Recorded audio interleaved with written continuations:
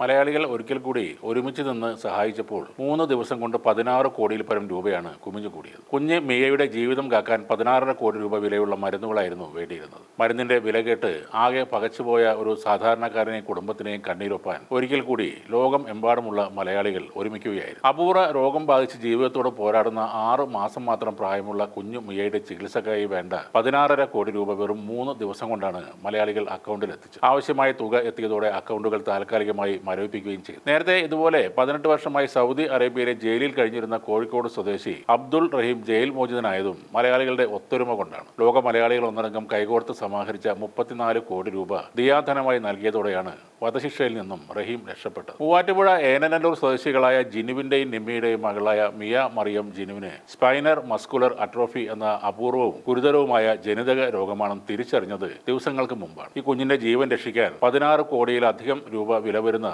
Gene therapy മരുന്ന് വിദേശത്ത് നിന്ന് എത്തിക്കണമെന്ന് ഡോക്ടർമാർ പറഞ്ഞതോടെ ആ കുടുംബം കടുത്ത ആശങ്കയിലായിരുന്നു. കോഴിക്കോട് ആസ്റ്റർ മിംസ് ഹോസ്പിറ്റലിലെ പീഡിയാട്രിക് ന്യൂറോളജി വിഭാഗം ഡോക്ടർ സ്മിലു മോഹൻലാലിന്റെ മേൽനോട്ടത്തിലാണ് നിലവിൽ ഈ കുഞ്ഞിന്റെ ചികിത്സ നടക്കുന്നത്. കുട്ടികളുടെ ശരീരത്തിലെ പേശികൾ ദുർബലമാകുകയും പരസഹായമില്ലാതെ ജീവിതം മുന്നോട്ട് കൊണ്ടുപോകാൻ കഴിയാതെ വരികയും ചെയ്യുന്ന ഒരു രോഗാവസ്ഥയാണ് സ്പൈനർ മസ്കുലർ അട്രോഫി. ഈ അപൂർവ ജനിതക രോഗം കേരളത്തിൽ 50ഓളം കുട്ടികളെ ബാധിച്ചിട്ടുണ്ടെന്നാണ് ഡോക്ടർമാർ കണക്കുകൂട്ടുന്നത്. ഈ രോഗത്തിന് ഇന്ത്യയിൽ ചികിത്സയില്ലെങ്കിലും വിദേശത്ത് മരുന്ന് കണ്ടുപിടിച്ചിട്ടുണ്ട്. കോടികളാണ് ഈ രോഗത്തിന്റെ ചികിത്സക്കായി വേണ്ടിവരുന്നത്. 6000 മുതൽ 11,000 കുട്ടികളിൽ ഒരാൾക്ക് എന്ന നിരക്കിലാണ് ഈ രോഗം കാണപ്പെടുന്നത്. ഞരമ്പുകളിലെ തകരാറ് കാരണം പേശികൾ ചലനശേഷി ഇല്ലാതെയാവുകയും പിന്നീട് അസ്ഥികളെ രോഗം ബാധിക്കുകയും ചെയ്യും. പ്രായം കൂടുന്തോറും അവസ്ഥ കൂടുതൽ ഗുരുതരമാകും. കുട്ടികളിലാണ് സാധാരണ ഈ രോഗാവസ്ഥ കണ്ടുവരുന്നത്. ജീൻ തെറാപ്പി മാത്രമാണ് ഇതിനുള്ള പരിഹാരം. നിലവിൽ ഇന്ത്യയിൽ ചികിത്സ ലഭ്യമല്ലെങ്കിലും വിദേശത്ത് ഇതിന് ചികിത്സയുണ്ട്. ന്യൂസിനെർസിൻ എന്നൊരു മരുന്നുണ്ട്. എല്ലാത്തരം SMI രോഗികളും ഈ മരുന്ന് ഫലപ്രദമാണ്. ഈ മരുന്ന് നട്ടെല്ലിലാണ് കുത്തിവെക്കുന്നത്. തുടക്കത്തിൽ ഇതിന്റെ 4 ഡോസുകളാണ് നൽകുന്നത്. പിന്നീട് 4 മാസത്തിലൊരിക്കൽ